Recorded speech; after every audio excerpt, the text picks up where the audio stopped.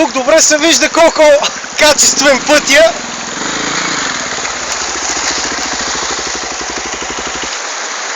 Пътя е идеален. Реката просто го отнесла. Ще правим камъни и ще му направим да мине.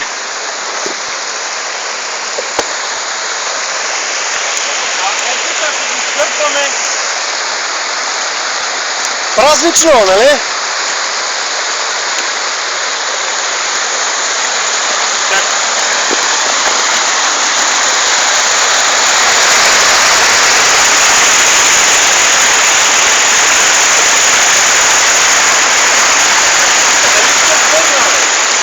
Абе, ще ти помогнем, спокой.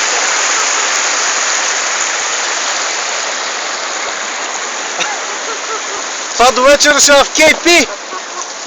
Ма то е брутално. Само ти ако се обърнеш да видиш, това се едно потоп е минал, бах му майката.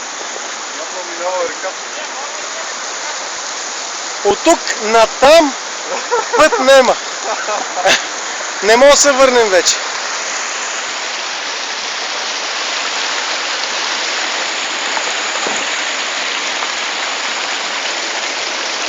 Освен да го обърнем обратно, да се спуснем рафт, като рафтинг в калниците отзад.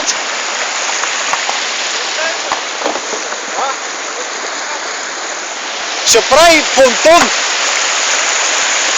Така, базика на страна, трябва да се ловим. Паднали дървета. Тук е една чуднинка, тук сме в дефиле.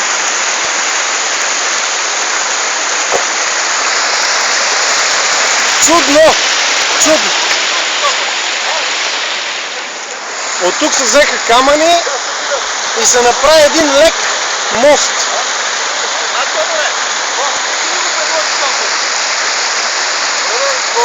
Ема, то тук наистина било път,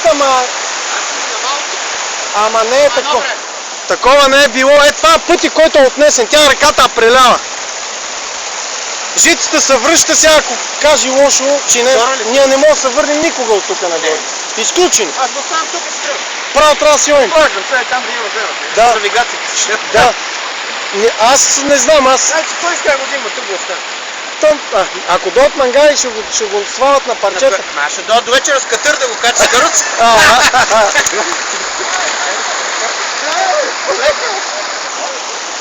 Жица, има ли път, бе? Добре, яла сега да помагаме. Аз снимам, вие носите... Шегувам се.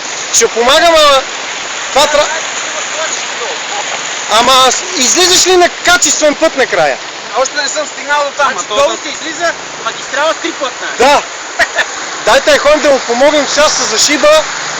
Ще е, нали? Да. На задни колела ще бъде. Трябва да му помогнем. Това е направо брутално.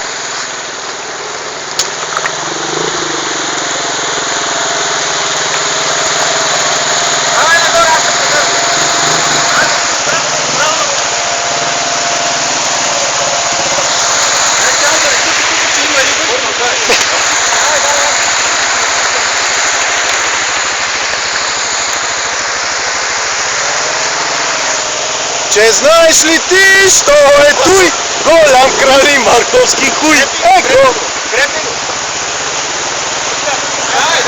Да пазиш писмото ми в тайна! Сега ще го изправи на тази коля.